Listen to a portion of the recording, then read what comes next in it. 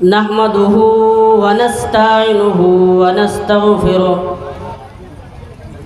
ونعوذ بالله من شرور أنفسنا ومن سيئات أعمالنا من يهده الله فلا مضل له ومن يضلله فلا هادي له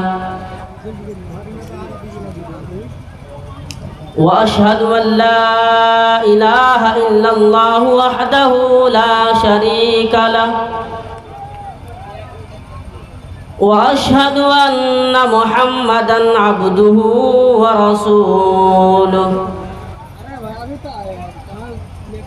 يا أيها الذين آمنوا اتقوا الله حق تقاته ولا تموتن إلا وأنتم مسلمون يا أيها الناس اتقوا ربكم الذي خلقكم من نفس واحدة وخلق منها زوجها وبث منهما رجالا كثيرا ونساء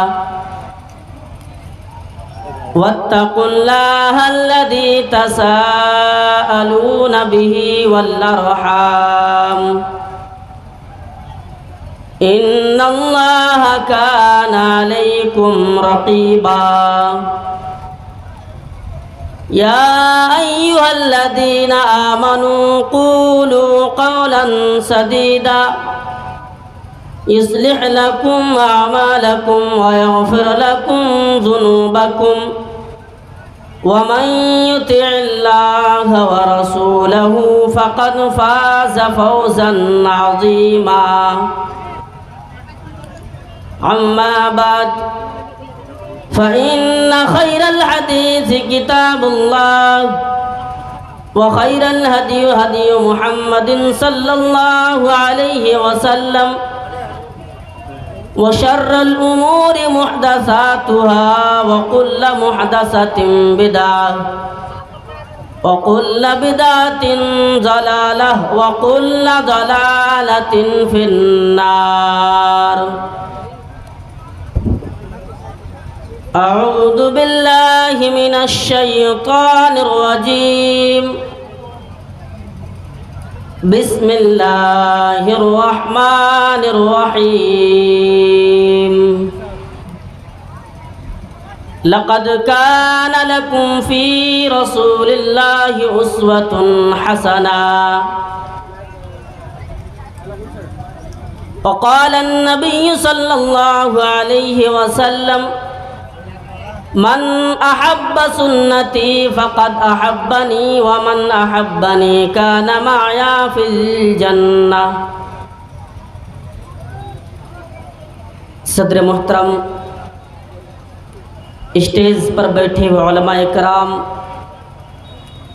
اور اس پروگرام کا نظامت فرما حضرت مولانا پرویز عالم فیضی حفظہ اللہ اور صدارت فرما حضرت مولانا مبارک حسین تیمی حفظہ اللہ اور میرے سامنے بیٹھے ہوئے سامعین، نوجوان دوستوں، پیارے بھائیوں، پردے کے اندر میری ماں بہنوں، آپ کو معلوم ہے کہ وقت کم ہے اور کمی کی وجہ سے جو قیمتی باتیں بتا دی جائے یہی بہتر ہے۔ میرے بھائیوں، آپ کو معلوم ہوگا کہ رسول صلی اللہ علیہ وسلم کے بارے میں جو باتیں کہی جا رہی ہے وہ غلط ہے، وہ لوگوں کو نہیں کہنا چاہیے، اور جو بولنے والی ہے وہ ایک لڑکی ہے اور وہ سناتن دھرمی کہلاتی ہے کہ میں سناتن دھرمی کو ماننے والی ہوں۔ جس لڑکی یعنی عورت کی نام ہے نپر شرما شاید کے، اور آپ کو معلوم ہوگا کہ رسول کے بارے میں جو باتیں کہی ہے بالکل سراسر غلط ہے،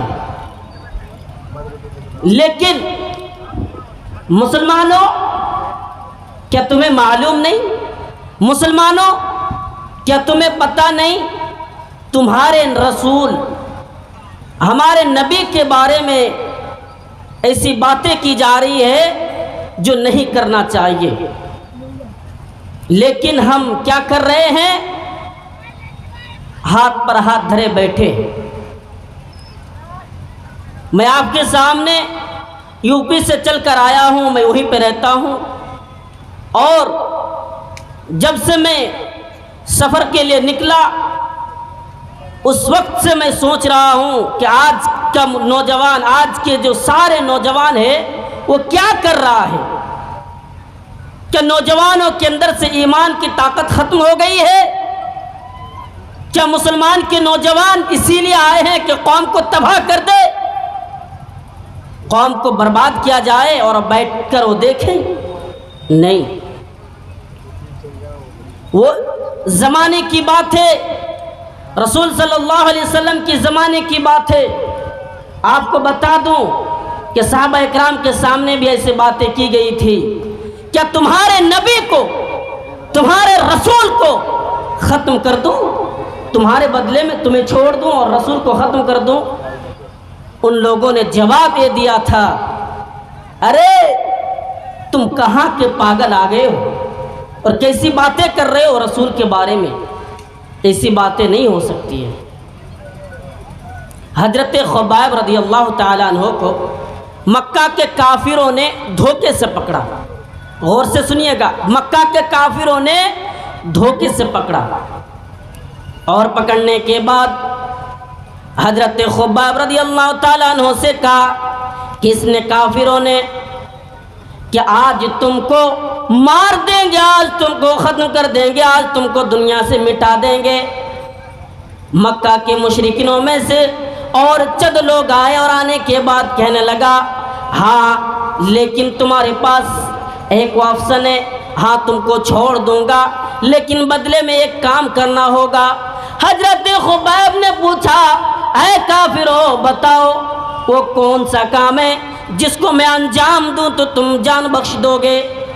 کافروں نے کہا کہ ہاں، آج جو جس جگہ پہ تم کھڑے ہو محمد کو صرف تم محمد کو پکار لو، بلا لو، اور جب اس جگہ پر کھڑے ہو جائے تم چھوڑ کر چلے جانا، تم کو کچھ بھی نہیں بولیں گے۔ حضرت خبیب رضی اللہ تعالیٰ عنہ نے جو جواب دی ہے، اے مسلمانوں سنو، آج وہ مسلمان جس نے یہ بات کہی تھی اور آج ہم مسلمان ہیں جو نبی کے بارے میں کہا جا رہا ہے، لیکن ہم گھر پہ بیٹھے ہیں، کچھ بول نہیں رہے ہیں، اور جو بھی لوگ بول رہے ہیں سننے کے بھی لیے تیار نہیں۔ حضرت خبیب نے کیا کہا، ارے ایسی باتیں کر رہے ہو، اگر جان بخش دی جائے اور بدلے میں صرف محمد کو لایا جائے، لانے کی بات کیا جائے، اگر خبیب ٹکڑے ٹکڑے ہو جائے تو یہ برداشت کرنے کے لیے تیار ہے، لیکن خبیب برداشت نہیں کر سکتا ہے کہ محمد کے بارے میں ایسی باتیں کی جائے کہ محمد کو تکلیف ہو۔ آج کہاں ہے مسلمانوں؟ نبی کے بارے میں ایسی باتیں کر رہے ہیں کہ نبی کو مار دیا جائے۔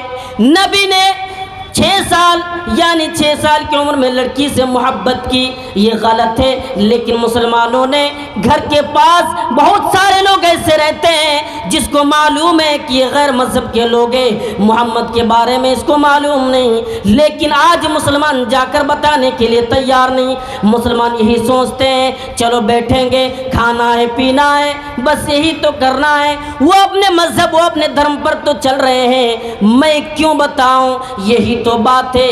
لیکن پھر بھی ایسے باتیں کی جا رہی ہے، فرقہ پرست کی باتیں، تاکہ ہندوستان میں جو مسلمان اور دیگر مذاہب کے لوگوں کے اندر جو محبت ہے وہ محبت برقرار نہ رہے، اور محبت ٹوٹنے اور محبت کو ختم کرنے کی کوشش کر رہے ہیں۔ جس محبت یعنی جو محبت پیدا کر دی گئی ہے، مسلمانوں تمام لوگ اور ہندوستان کے اندر جتنے بھی لوگ رہتے ہیں کہ محبت اکٹھی ہو جائے، سب لوگ مل جل کر رہیں، سب لوگ مل جل کر باتیں کریں، لیکن ایسی باتیں کرنے کے لیے تیار نہیں۔ نبی کو گالیاں دی جا رہی ہے، نبی کو مارنے کی سازشیں رچ رہی ہے۔ کیوں؟ صرف دین کی بات بتائیے۔ اس لیے میں تو اور مقصد سے آیا تھا یہاں پہ بیٹھ کر، لیکن وقت کی کمی کی وجہ سے میں قیمتی باتیں آپ کو بتاؤں گا کہ اللہ کے نبی کے زمانے میں بھی جب اللہ کی مکی زندگی میں اللہ کے رسول صلی اللہ علیہ وسلم لوگوں کو دین کی باتیں بتائیں، لوگوں کو اسلام کی طرف بلانے کی کوشش کی، تو لوگوں نے اللہ کے نبی پر بھی ظلم کیا، کافروں نے اللہ کے نبی پر ظلم کیا، اللہ کے نبی کو مارا اور بے دردی بے رحمی کے ساتھ مارا کہ بولنے کی لاقی نہیں ہے، اب بول ہی نہیں سکتے ہیں۔ دیکھیے نبوت ملنے کے بعد جب انجام دینا دین کی خدمت کرنا شروع کیا تو ابو طالب کے پاس مکہ کے کافر پہنچے، اور پہنچنے کے بعد کہنے لگا ہے ابو طالب تم اپنے بھتیجوں کو روک لو، ورنہ تم سے تمہارے خاندان والوں سے لڑیں گے، تم سے تمہارے سارے خاندان والوں سے لڑیں گے۔ ابو طالب ڈر گئے کہ کیا ہونے والا۔ محمد گھر آئے، محمد کو پکارا، کس نے؟ ابو طالب نے۔ اے بیٹا ادھر آؤ۔ جب آ گئے تو کہنے لگا کہ تمہاری قوم کے لوگ یہاں پہ آئے تھے اور ایسی ایسی باتیں کہہ کر گئی ہے کہ ایسی ایسی باتیں کہہ کر گئی ہے جو مارنے کی دھمکی دے رہے ہیں، اس لیے تم چھوڑ دو اس کام کو۔ اللہ کے نبی رو پڑتے ہیں، لیکن رونے کی وجہ سے ابو طالب نے کہا کہ جاؤ، تمہیں ڈرنے کی ضرورت نہیں ہے کہ تم ڈر جاؤ گے اور بھاگ جاؤ گے، نہیں نہیں ایسا کام نہیں ہو سکتا ہے، جاؤ اور اپنا کام انجام دیتے رہو، آج سے کوئی تمہارے بارے میں ایسی باتیں بھی نہیں کہہ سکتے ہیں۔ کوئی مکہ کے مشرکوں میں طاقت ہے نہیں جو تمہارے بارے میں ایسی باتیں بولیں گے۔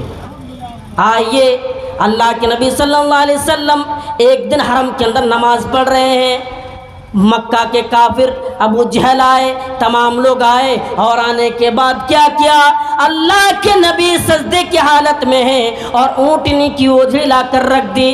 اللہ کے نبی سر سے یعنی سجدے سے سر اٹھانا مشکل ہو رہا ہے، اللہ کے نبی سجدے میں گر پڑے ہیں، سر اٹھانا مشکل ہو رہا ہے۔ اس حالات میں بھی اللہ کے نبی سر نہیں اٹھا رہے ہیں۔ حضرت عبداللہ بن مسعود کا بیان ہے کہ اور وہاں پہ جو کافر لوگوں نے یہ کام کیا وہ لوگ ہنسی کر رہے ہیں، وہ لوگ کھلکھلا کر ہنس رہے ہیں۔ آپ کی پیاری بیٹی حضرت فاطمہ الزہرا رضی اللہ تعالیٰ عنہ دوڑی دوڑی آئی اور آنے کے بعد اونٹنی کی اوجڑی ہٹائی، اور ہٹانے کے بعد جب اللہ کے نبی سجدے سے سر اٹھائے، اٹھانے کے بعد مکہ کے کافروں کا ایک ایک نے ایک ایک کر کے نام لے لے کر بددعائیں کی، یا اللہ تو ابو جہل سے انتقام لے لے، یا اللہ تو فلاں سے انتقام لے لے، یا اللہ تو ان سے انتقام لے لے، یا اللہ اس نے ظلم کیا ہے، تیرے نبی کو مارا ہے، تیرے نبی پر ظلم کیا ہے، یا اللہ تو اس سے انتقام لے لے۔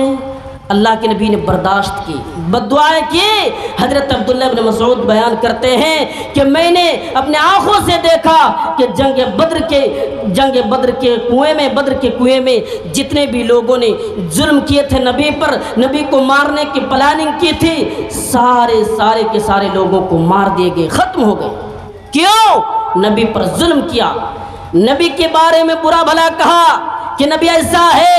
ارے نبی دین کی بات بتا رہے ہیں، کس لیے مکہ کے کافر ظلم کر رہے تھے؟ اب بتا سکتے نہیں، مسلمان ہیں ہم، اور آپ ایک نبی کے بارے میں معلوم نہیں، اس لیے کہ اللہ کے نبی صلی اللہ علیہ وسلم ایک خدا کی طرف بلاتے تھے، کیونکہ مکہ میں کوئی ایسا آدمی نہیں، کوئی ایسا انسان نہیں جو بتوں کی پوجا نہ کیا کرتا ہو سوائے محمد۔